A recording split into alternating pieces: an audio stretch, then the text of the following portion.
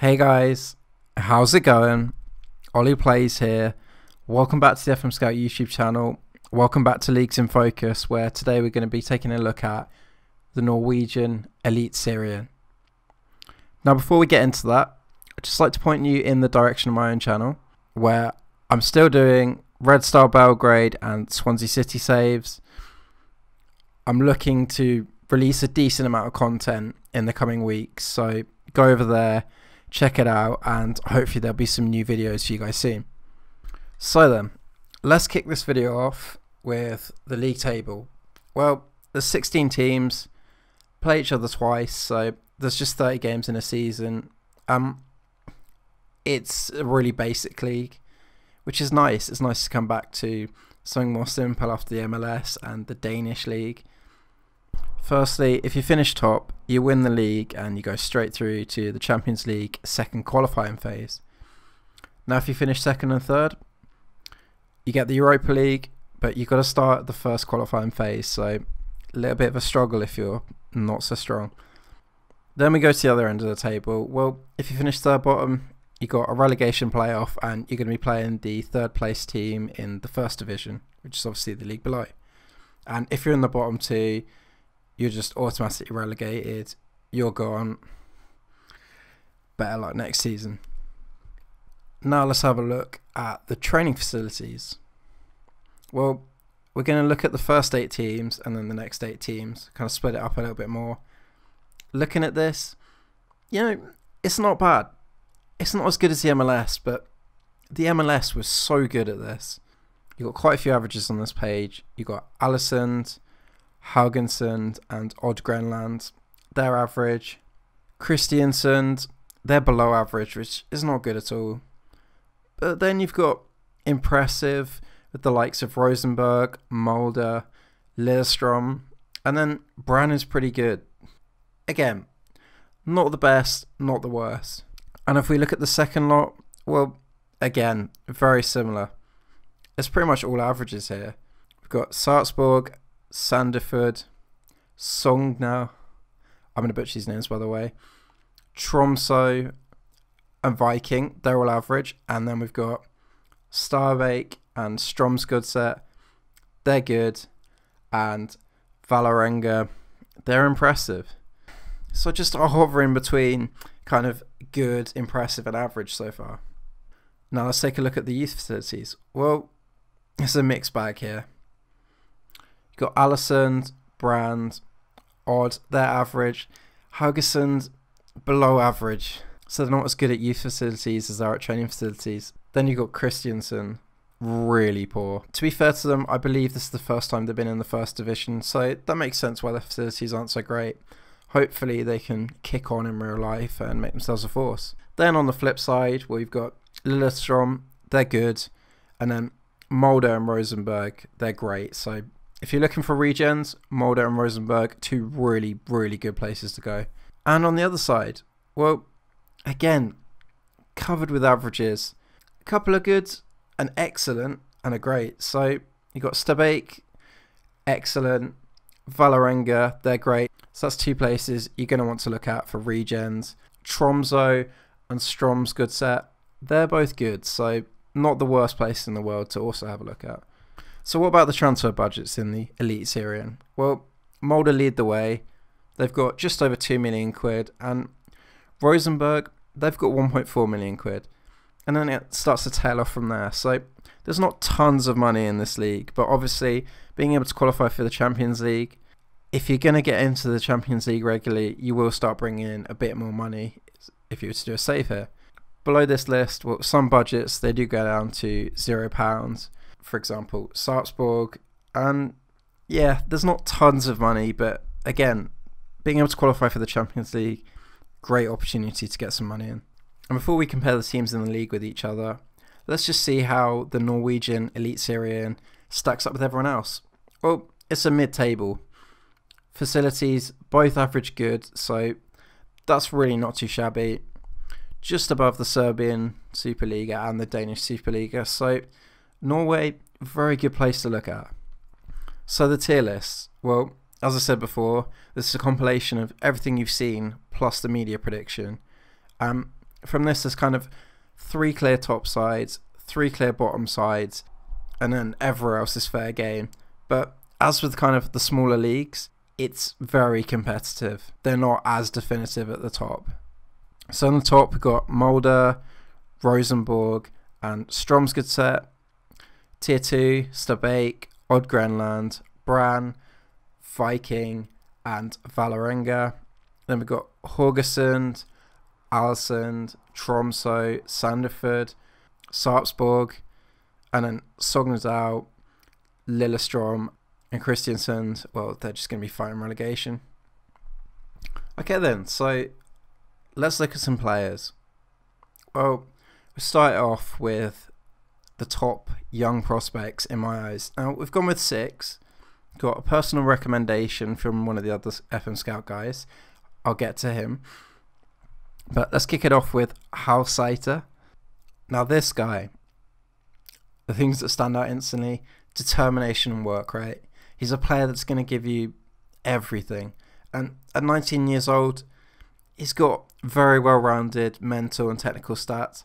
Maybe let down a little bit by physicals, but as a youngster, still plenty of time to grow.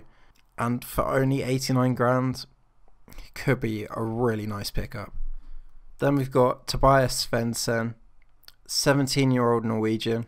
Already played 3 games for the Molde first team, which is pretty good for a 17-year-old. Let's just put it that way.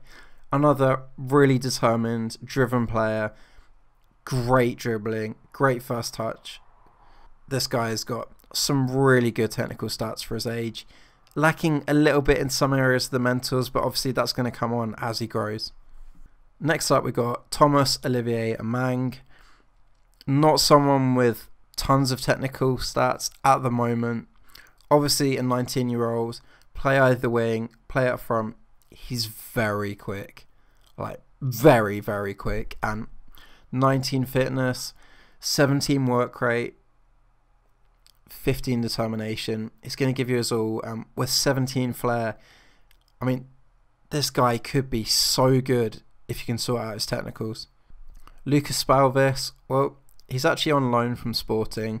He's at Rosenborg. So obviously you won't be able to sign him in the first season, but look out for this guy. 15 determination, he's going to grow well. All these players so far have been very strong with determination. And talking of very strong, this guy is really strong. Good jumping reach, good target man, can take a penalty. Yeah, look out for this guy. Maybe a little bit more expensive than the others, but he will be worth it. Next up, we've got Ifeanyi Matthew, who plays for Lillestrøm. The first player that instantly, not much determination, but he's a great passer of the ball. Looks like that kind of little man that will sit in midfield, dictate the play, can do jobs on the wings or push further forward, maybe a little bit further back, but that's not where I'd put him. And finally, we've got Marius Lundamo, 22-year-old Norwegian, recommended by Keepers. I'm sure you all know who that is. Does videos on this channel. Great content creator. But this player looks real good. He's only 22, so he's got a long way to grow. 135 grand, not going to be expensive. And just take it in. 15 determination, 15 work rate, 15 stamina, 15 natural fitness. It's just going to give you everything. And you can see there, media description, tireless midfielder. So, great player. Look out for this guy. He comes recommended. Okay then, and now the media overall predicted best 11. This is them collectively, and we're going to kick it off with the goalkeeper, who is Andre Hansen. Plays for Rosenborg, valued at 500 grand. Could be quite a bargain. That's always what you're looking for in these leagues, isn't it? Some players in the peak of their career, they're going to be cheaper than other bigger nations. This guy, lots of 14s, lots of 15s, nothing above that, but very solid. 27 years old as a keeper, maybe a little bit of growth coming there. Next up, we've got the left back. Another exciting prospect that didn't quite make the list, but he probably could have, to be honest. 17 determination, 18 work rate, Bergemelling as a fullback that's just going to run up and down the flanks. As you can see, he's starting to learn to play as a left winger. I could see that maybe if he improves some of his technicals. Already an established crosser. So at 22 years old, this guy could grow quite a lot, and he's really not that expensive. Next up, Tor Reginiussen. I'm so sorry for butchering that. 30-year-old Norwegian, decent all-round player. Maybe someone you're not going to be looking at because he's an older player, but good determination for tutoring. Junior Tuivio, really good centre-back if I'm honest. 6'2", lots of yellows there. He's good at long shots and free kick taking, which underrated, very underrated set piece taker. Good determination. Could be a very cheap bit of experience and a player in his prime. Look out for this guy. Right back, Espen Ruud. Actually looks really, really good. It's just a shame he's a 32-year-old. Maybe you can get him in for a season, but yeah, probably not the best investment. On the left wing, Jan-Erik Delanley.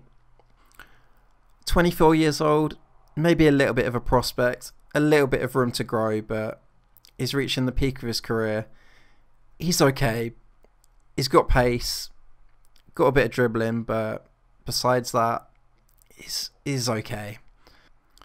Anders Konradsen, central midfielder, can sort of start to play on the wings.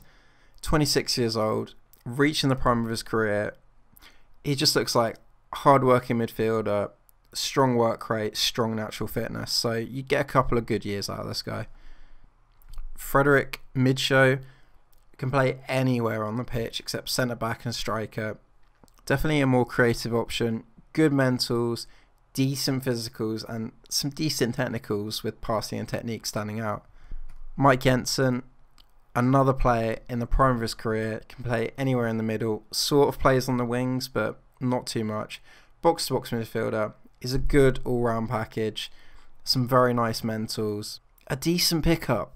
A decent cheap pickup. Mike Jensen. On the right wing, probably the star player of the Norwegian First Division, at least in my opinion. Paul Andre Helland, an inside forward. Great crosser, dribbler, decent finisher, good with set pieces. A lot of yellows there. And very little red, so a very well-rounded player. 6'2" on the wing. Yeah, go look at this guy. And finally, up front, a player you may or may not have heard of. Played for Wolves for 5 years. It's Bjorn Bergman Sigurdarsson. Decent striker. Once considered to be quite a decent prospect. Probably hasn't got to where he wanted to be, but it still looks like a decent all-round striker. At 25, a little bit of room to go. I think a pretty decent championship striker. And maybe with a little bit of development, he might be able to cut it kind of in the lower bits of the Premier League. So with that, that's the 11th player. That's going to be the end of the best 11. And that's going to be the end of the video. So before I head off, I'd just like to point you in the direction of fmscout.com. for all your Football Manager needs. Things like tips, tricks, logo packs, skins, you name it, they've got it. Thank you so much for watching, and I will see you next time. Goodbye.